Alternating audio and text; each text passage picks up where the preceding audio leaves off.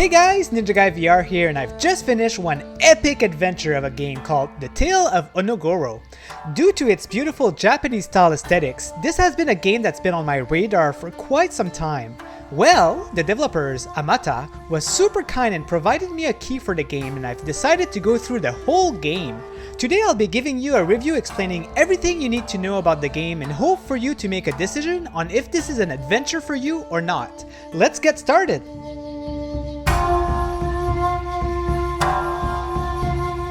The Tale of Onogoro originally came out on March 17, 2022 and is currently available on pretty much every VR gaming platform out there, which includes MetaQuest, Steam, PSVR 2, and Pico. I've been playing the Steam version on my end.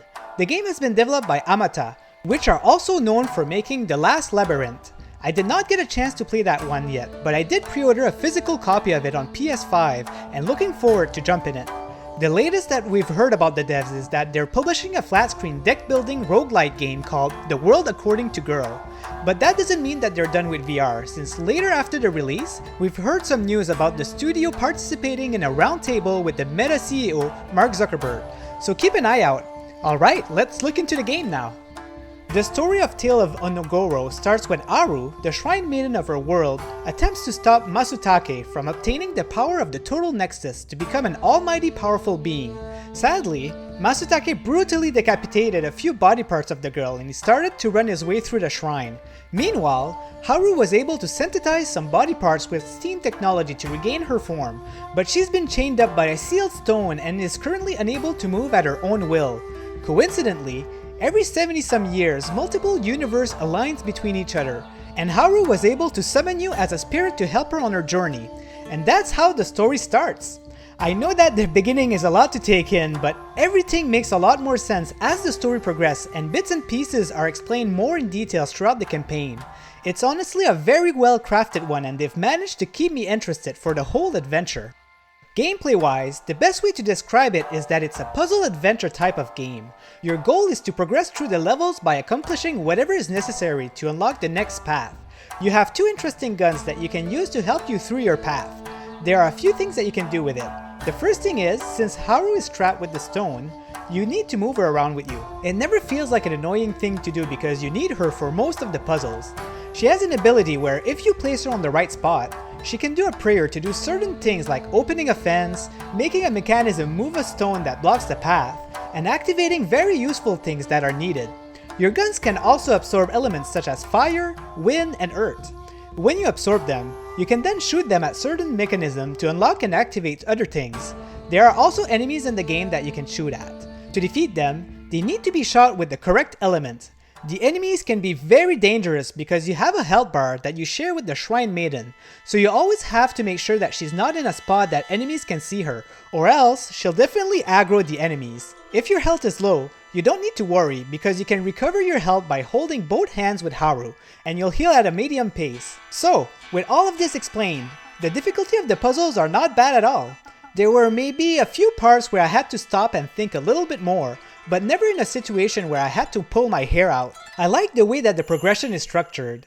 Every time you finish a section, you are then presented with your score, along with a total of 3 stars that represents how fast you've completed the level.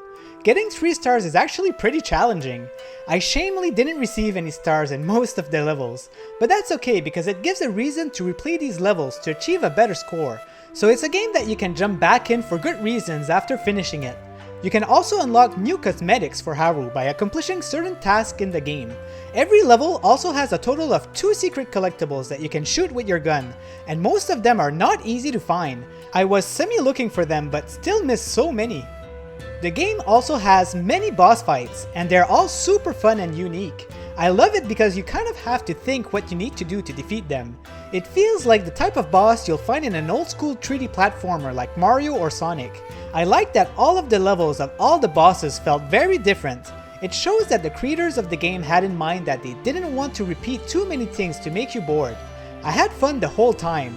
Although there is a part at around the end where there was a little bit of filler. I'd say for the last part of the game, there was about 40 minutes to 1 hour of things that you had to redo that you did previously in your adventure.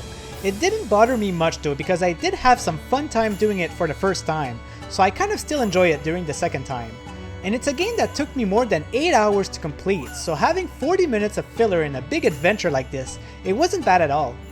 So the story unfolds as you progress through these levels, and there is a ton of conversations that you get with Haru, and as it progresses, you just keep learning more and more about what's happening, and there are some cool emotional moments in the game. Even though most cutscenes happens in just conversing with Haru, I still find that they did an excellent job and just unveiling the right amount of stuff to keep it interesting. It's something that I was scared about, but it was really delivered well. But if you're a person that gets bored with conversations in VR, you do have the ability to skip the scenes if you want.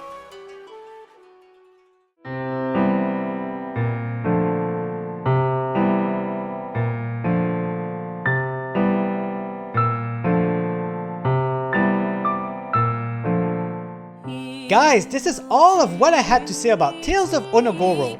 I was very excited to make this review since I had such a fun time going through it. I never felt forced to jumping back into this amazing adventure. So if you're looking for a quality puzzle adventure with a nice Japanese aesthetic, this is one that just really stands out in the VR collection.